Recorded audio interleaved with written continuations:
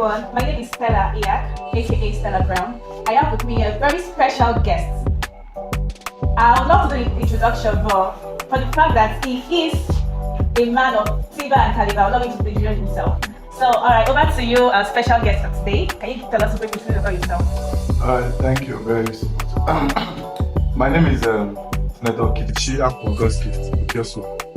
by the grace of God, the president of the SUG, University of Ghana. Alright, thank you very much, sir, for that. I have some few questions here, and I hope you're ready to answer them, sir. Sure. Alright, so over here, what inspired you to run for the position of the SUG president? And what were your initial goals when you started your term? That's fantastic. Well, I was inspired by the fact that I wanted to create impact. I wanted to help people, and then I wanted to solve a problem that I identified. And then the problem I identified was the gap for advocacy between administration and students. You know, I foresaw that there was a gap between administration and students, and it was difficult for you to reach administration as a student. But those were part of the reasons why I wanted to become president, so I can fill in the gap that administration has between the students. Well, very, very interesting fact there. Okay, did you ever consider giving up during your campaign period? And if so, what made you keep going? Of course, I did. I could remember a night when I sat at home. I was contemplating on how far I've gone. I was weighing myself to see if I was really ready for the task ahead. I discovered that the task ahead is very tedious. Got to a point where I took out a plain sheet. I think I was in my sister's house. Took out a plain sheet one evening around 7 p.m. Took out a plain sheet. I wrote a long note that I was going to publish the next morning that I was no longer interested in the race. And around 11 p.m. when I slept, something spoke to me that you've gone so far. The quitters do not win, so you don't have to quit. So I woke up at another time. I came out, tore the note I wrote, burned it into ashes. I went back inside. The next day I woke up, feel motivated, and I continued. And I know that at least if I'd given up, I would have been here today. Very interesting. You had that start from our president. It said, winners never quit. So despite the challenge, you just have to keep pushing. All right, sir. So what were some of the biggest challenges you faced during your tenure as the president? Well, of course, the major problem we have is finance. That the union do not have enough to run administration. You know, finance has been a burden over time, because for you to be effective, you need finances to run day-to-day activities in the office. And then that was one of our major challenge. And another thing was trust. You know, the union over time, the students have lost trust in the union because of certain reasons. So it took us so much. It was a big challenge for us. We needed to win back the trust of the students, to believe in the SUG, that the SUG can, stand to their feet and advocate for their privileges and their rights. So that was one of those were our challenges, and a lot of others. Okay, thank you very much for that. You've added it all for yourself that money answered all things. Indeed, finance was one of the major challenges. Okay, so I want to ask, if you had not won the election, what other plans or goal did you have in mind? Well, if I had not won the elections, anyway, I knew I would win. I knew I would win. But if I had not won the election, initially, I would feel very bad, and then I get over it. And I'll try my best to share my ideas with whoever emerged at that time. Share my ideas, what I had to offer, share with the person, him or her, because I had a lady in the contest. Share my ideas and see how we can work together for the interest of the student. The interest has always been the student. I have never left the student. So if I'd won, or if I'd not won or win, okay, maybe I would have still worked for the administration. Yes, I had that in mind. You see that the interest of the student is being carried along in all facets. Well, thank you very much, sir. You had yourself right from day one. You already believed in himself that he's going to win, and that is it. Okay, so how did you feel when you were announced as the winner of the election? Because I felt like the dream come true. I felt like the journey just got started. Because it was one thing to win, it's another thing to rule. So there's a big difference between winning elections and governing well. So governance and politics are two different things. So for you to win election, you just completed one phase, and then for you to run administration effectively is another phase entirely.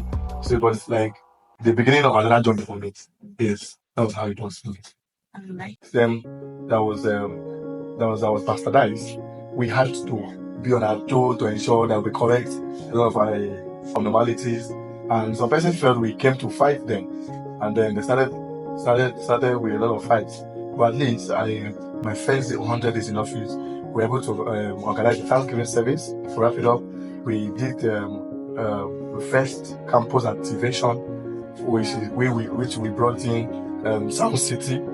They did activation, gave out scholarship to students, gave out gift items, and a whole lot. And I think 10 students who became ambassadors of South City from there. And I think even in my first 10 days in office, we did a lot of things. Well, yeah, in the archives, so I cannot really recap. But I know that we did a lot of things, and then we wrapped it up with a Thanksgiving to thank God for the first 100 days in office. Thank you very much, sir. Despite all the challenges that our president went through, he was still able to achieve all of this. I think you deserve an accolade. Okay, you definitely deserve an accolade. All right, sir. So can you share memorable moments or achievements from your time as SUG president that you are particularly proud about? Well, a couple of moments that I am proud of. And then one of them was during the hike in school fee.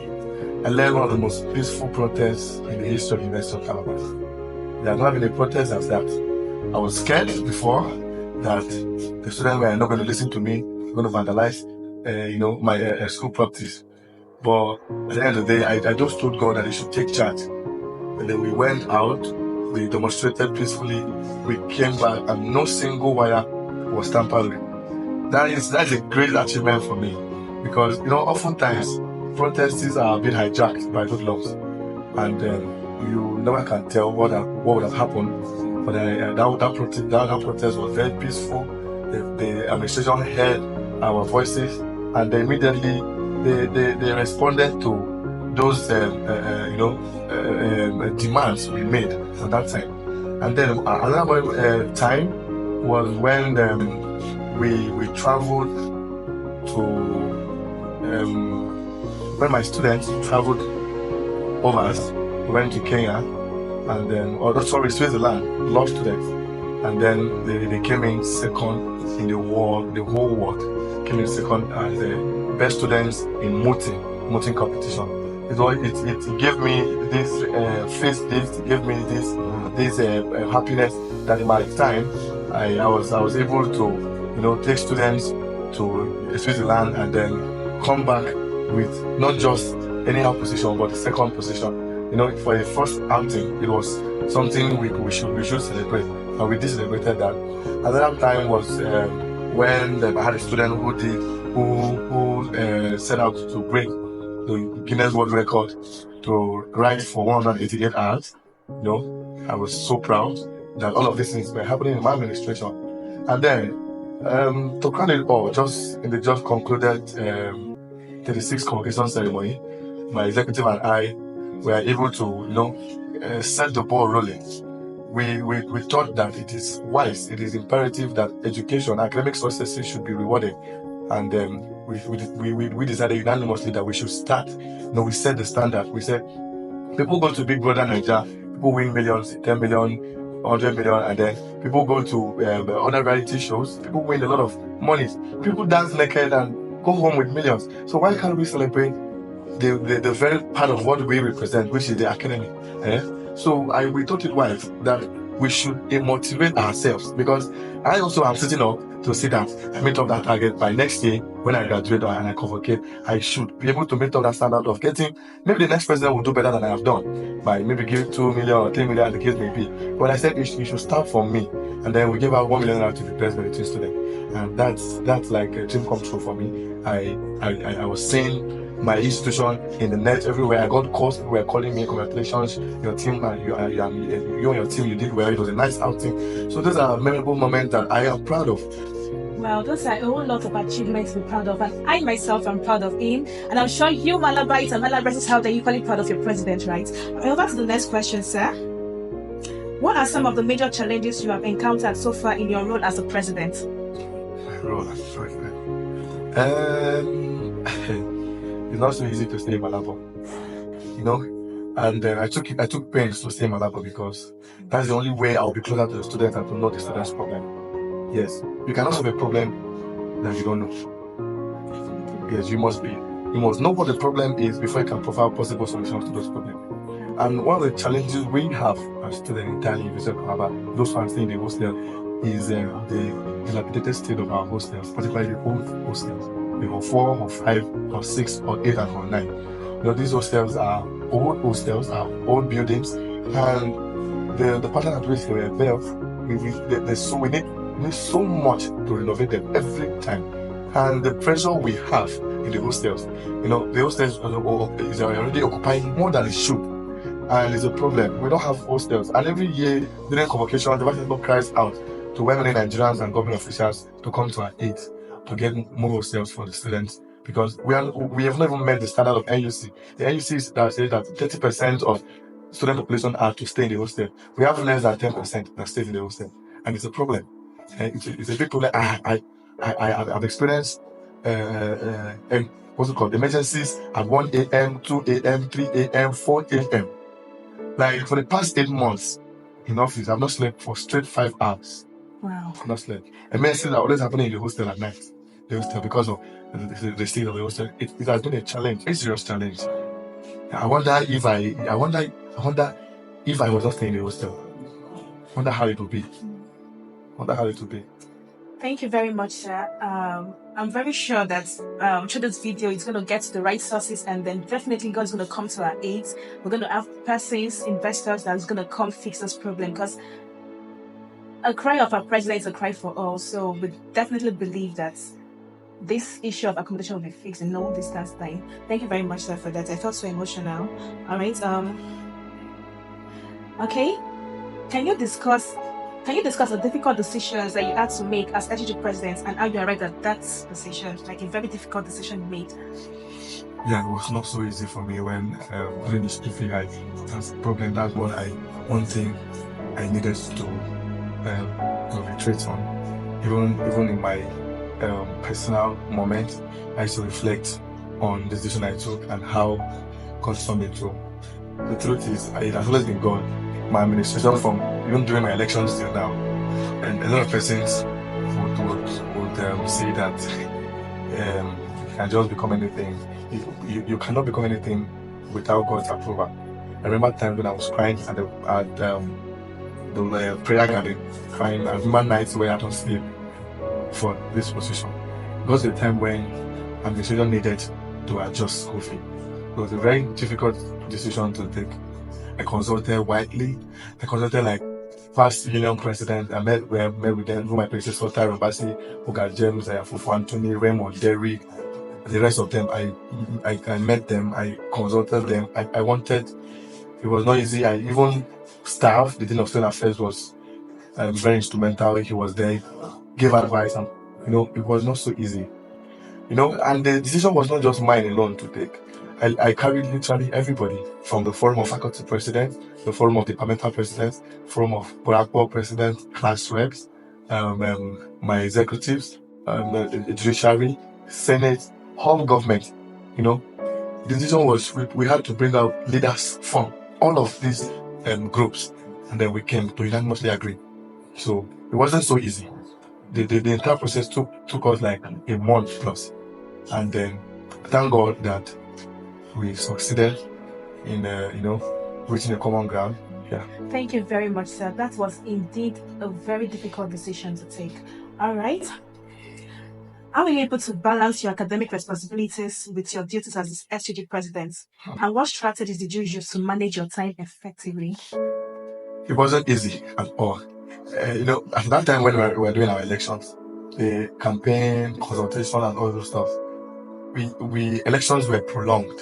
So just after elections, we started exams. Although I was doing 2 days in class, like in 5 days, I was doing 2 days in class, 3 days in consultation and the election. And then after the election, exams were was just in a week. So I had the plan of deferring, but I considered that the exam is already here. and I needed to just see how I can manage both of them.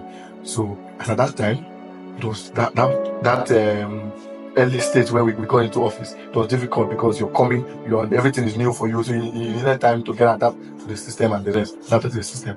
And I will not lie, it showed in my result that my first semester year 3 result was not too good because I had C.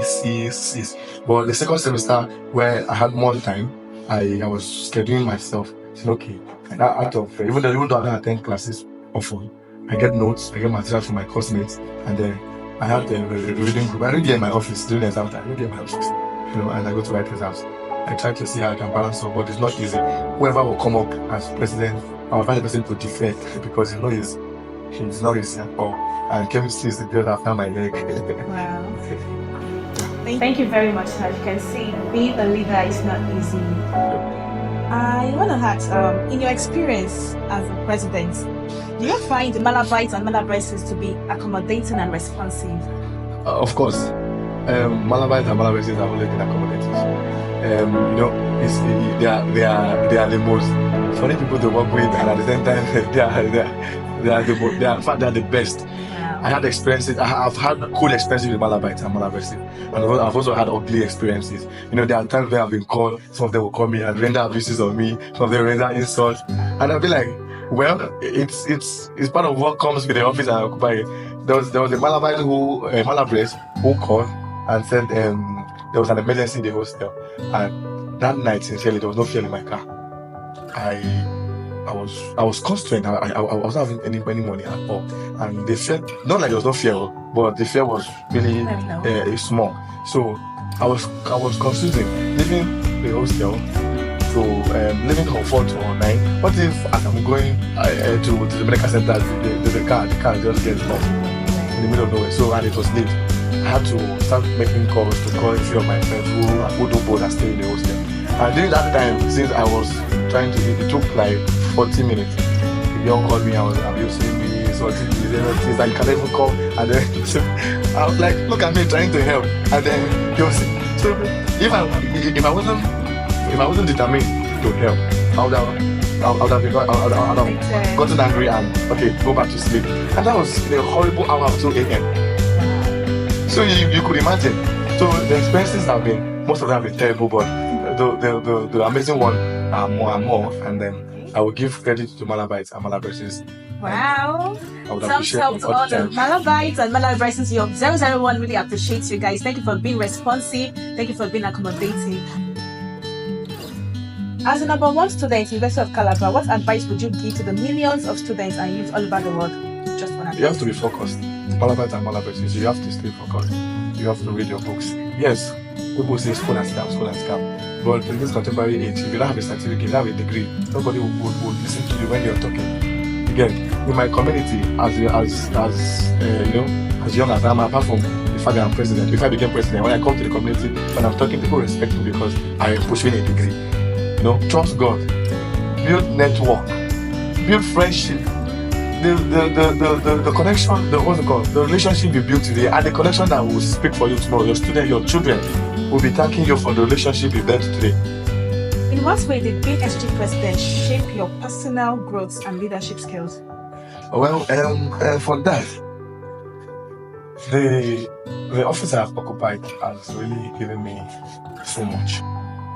Intellectually, it made me sit up because I have to, there are certain times I'll go for events and I'll be called to come and give speeches. So I have to be prepared at any time. It made me study because the Bible says study to show myself approved, and gave me a wider contact network. It gave me the opportunity to network.